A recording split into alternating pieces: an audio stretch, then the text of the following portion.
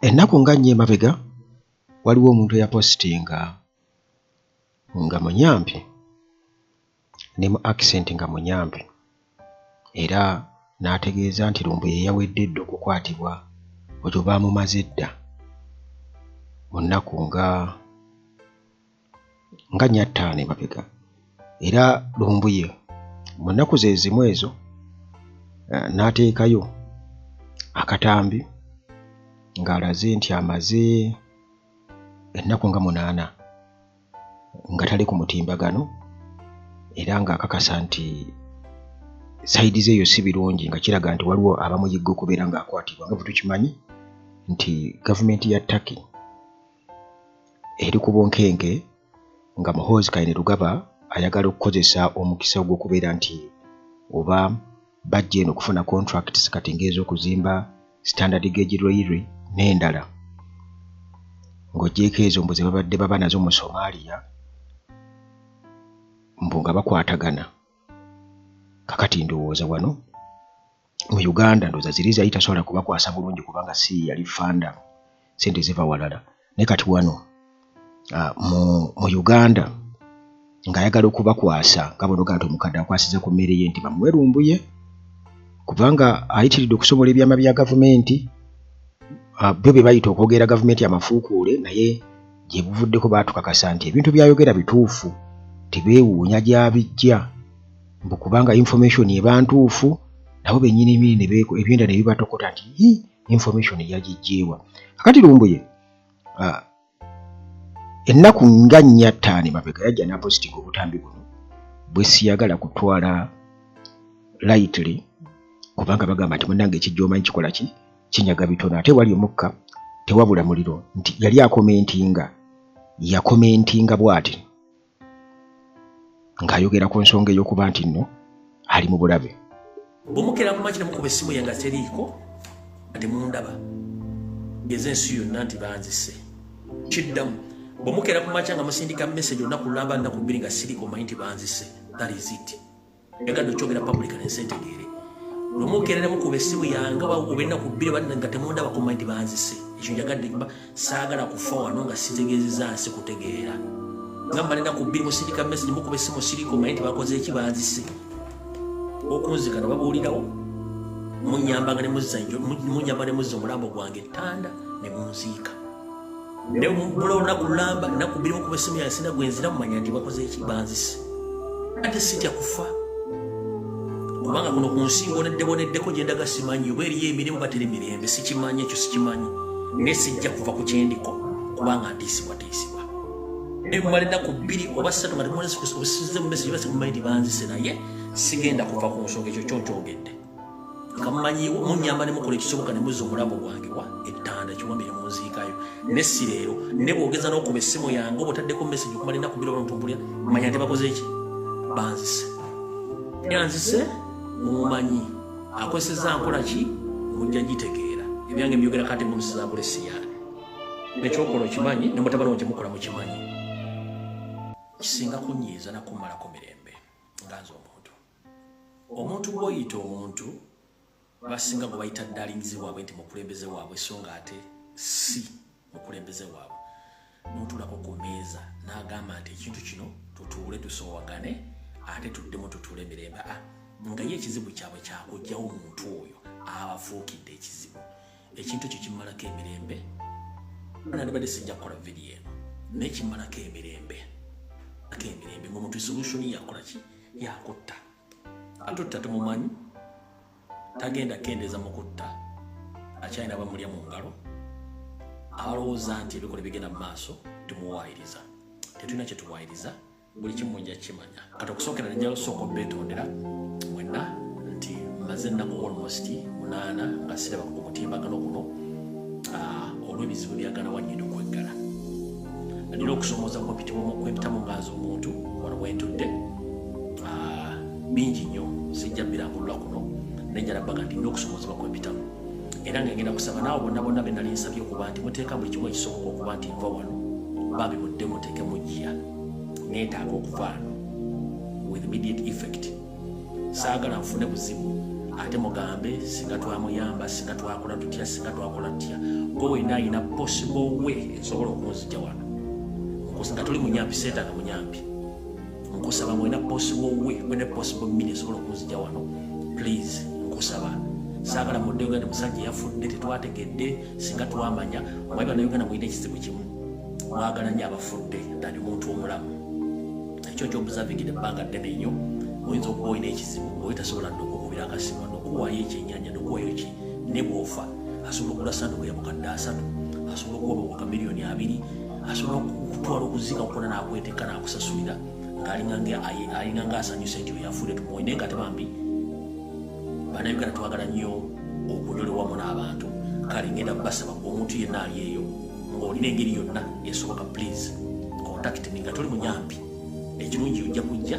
I can observe, I can analyze nsobola okumanya ani yani so ngenda kubasa yenna ali eyo bw'oba osobola ng'olina any mean esobola okunzijana wonna woli mu nsi yonna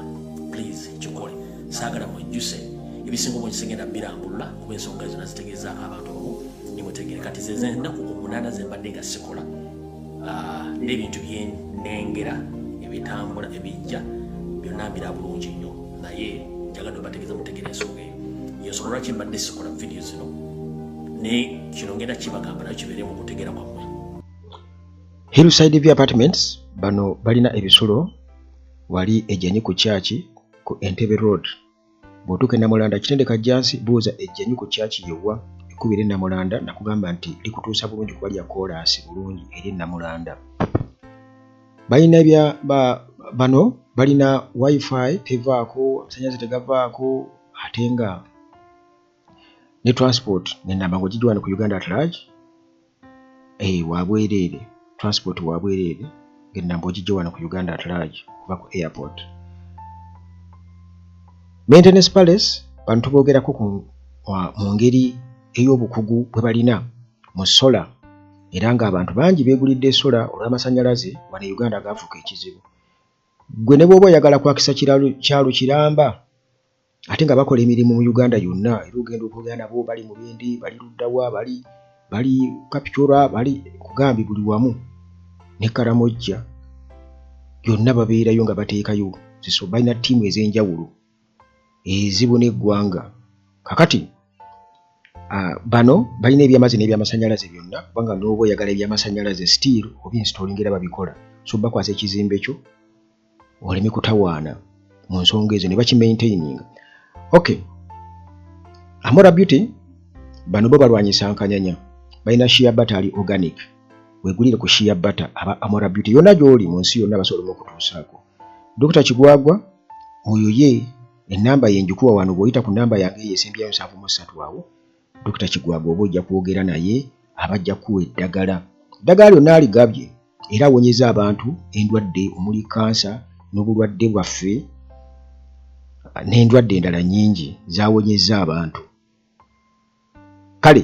osobola okumukoonako ennamba gijje wano nze nja gikuwa osobola okubeera ng'oyogerezeganya naye lwa nsonga nti ebiseera ebimu ngeri gyali dokita nti amanyi okubeera bize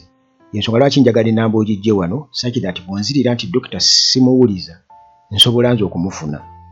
yensonga lwaki ennamba ogijje wano ku Uganda at large. Alright, kakati tubadde tulaba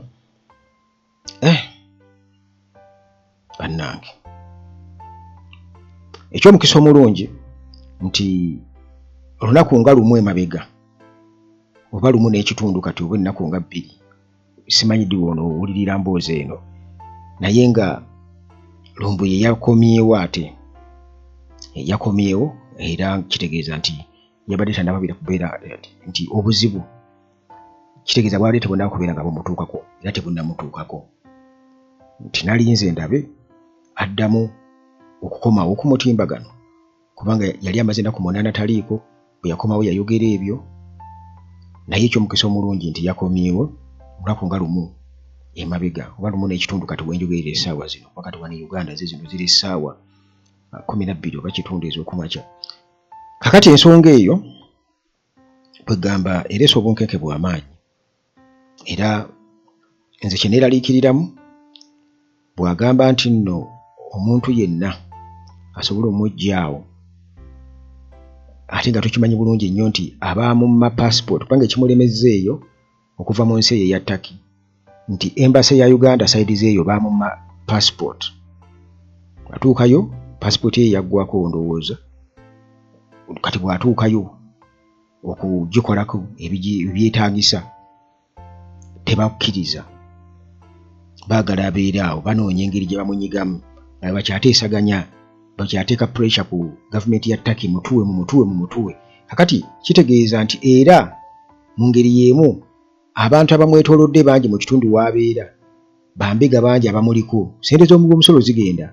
eno obusomero, abaana basomera wansi wa miti naye bali mu kunoonya lumbuye olw'okubanga ayogera ebituufu nti batta abantu, babba, bakwata abakazi,